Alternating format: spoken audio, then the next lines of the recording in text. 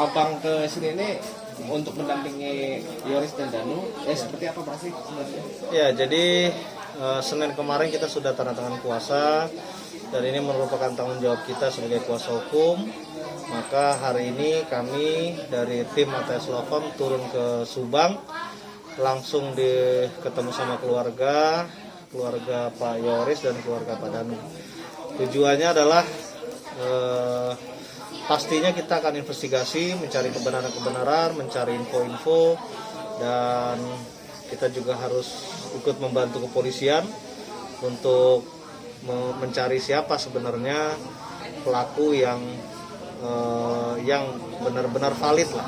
Karena selama ini kan kita baca di media dari 2 bulan ini belum ada satu petunjuk yang jelas gitu, sehingga karena kami baru menandatangani surat kuasa, sehingga kami juga harus turun ke bawah untuk mengetahui dan ketemu saksi-saksi, mencari bukti-bukti dan lain-lain. Sehingga jika ada sesuatu yang janggal benar-benar kita temukan, maka kita juga akan menyampaikan ke kepolisian, dan dengan harapan upaya kita ini bisa turut membantu polisi untuk menemukan siapa sebenarnya pelaku yang melakukan perbuatan keji ini. Alasan dari keluarga sendiri untuk didampingi kuasa hukum itu sebenarnya apa sih? Jadi kalau kemarin saya tanyakan kepada Pak Yoris dan Pak Danu, mereka ini awalnya tidak ingin memakai kuasa hukum ya, karena mereka merasa mereka tidak bersalah gitu kan. Mereka santai, mereka ikuti proses hukum, dipanggil polisi mereka nurut, dipanggil-panggil kemana-mana mereka nurut, karena mereka tidak merasa bersalah.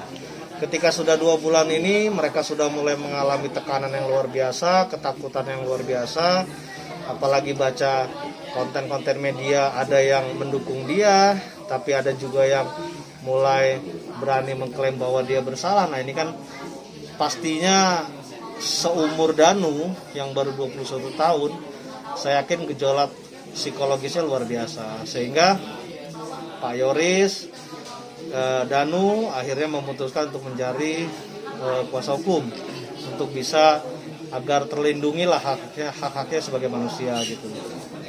Makanya setelah mereka sampaikan kemarin, alasannya ya kita sebagai kantor hukum dan kita juga sebagai praktisi hukum, maka kita wajib untuk membantu ketika ada yang membutuhkan.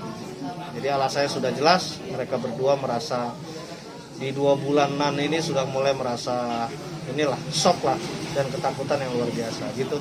Bang, melihat kasus ini sendiri, abang seperti apa?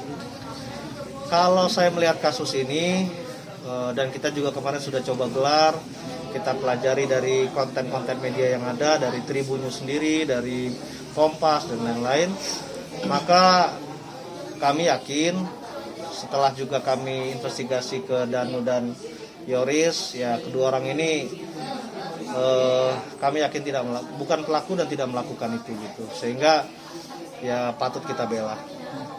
Kondisi dari klien abang sendiri seperti apa bang sekarang? Kalau kondisi saat ini ya pasti Danu kelihatannya yang paling shock ya, karena ini kelihatannya kan info media banyak juga yang menyudutkan Danu gitu, sehingga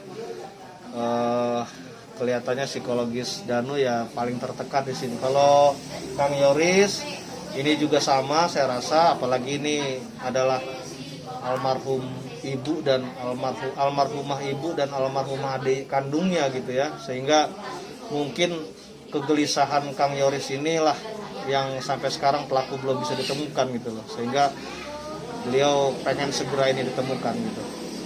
Dari pandangan abang sendiri sebagai kuasa hukum, apakah ada yang salah dengan proses penyelidikan selama ini, Bang? Kalau proses penyelidikan saya rasa tidak ada yang salah. Saya yakin polisi sudah sangat profesional gitu ya, apalagi dengan moto presisi sekarang dari Kapolri, jadi saya yakin polisi sangat profesional. Hanya ini bukan masalah di instansinya atau penegak hukumnya, ini karena skenario pembunuhan ini saya nilai pelakunya adalah pelaku yang sangat profesional gitu. Jadi sebenarnya yang harus kita cari sekarang adalah otak di balik si pelaku, siapa yang menyuruh, siapa yang support dan lain-lain. dan harus dicari juga pelakunya, karena kalau sudah ketahuan otaknya biasanya pelakunya ketemu, atau ketemu pelakunya ya biasanya otaknya ketemu. Kita serahkanlah kepada kepolisian. Kita percaya bahwa kepolisian, Polres, Polsek, Polres dan Polda pasti akan bekerja keras untuk segera menemukan pelakunya.